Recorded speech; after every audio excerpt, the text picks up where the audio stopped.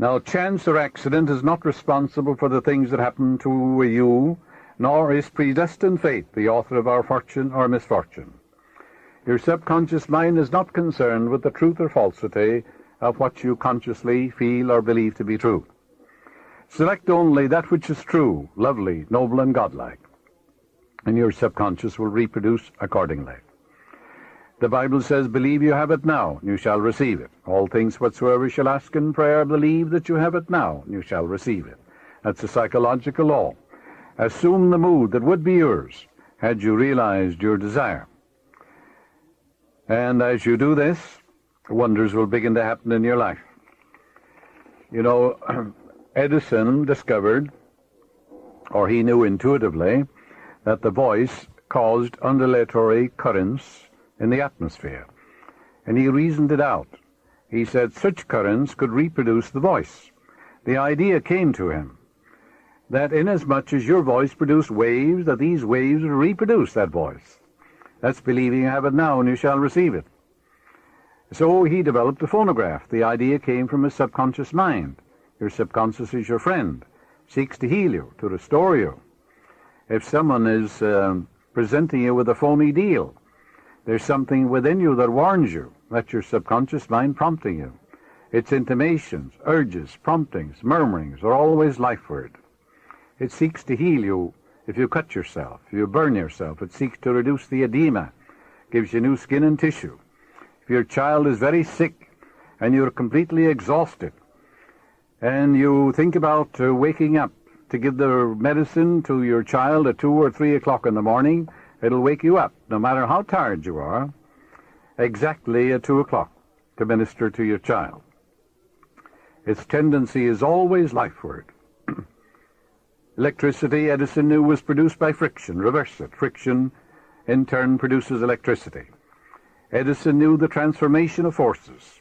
He knew that transformation of force, that the force is reversible. Heat produces mechanical motion. Mechanical motion produces heat. Cause and effect, action and reaction. These are cosmic and universal. Pray believing that you already possess what you pray for. Yes, and it will come to pass. This is the law of inverse transformation. For example, if the sale of your home brought a certain amount of joy, satisfaction, elation into your mental atmosphere, then the feeling that would be yours if you realized it would also produce that. In other words, that feeling or that mental state captured in your imagination and feeling must produce the sale of the home. Because if the sale of the home, actual sale of it, brought a certain joy and satisfaction to you, then reverse it. Capture the feeling, the mood that would be yours if you sold it, by imagining the check in your hand, giving thanks for it, depositing it in the bank, doing the things you would do were your home sold, all in your mind or your imagination, and then that attitude of mind will produce it. Awaken within yourself the feeling that would be yours if you now realized your desire, and that feeling will produce it.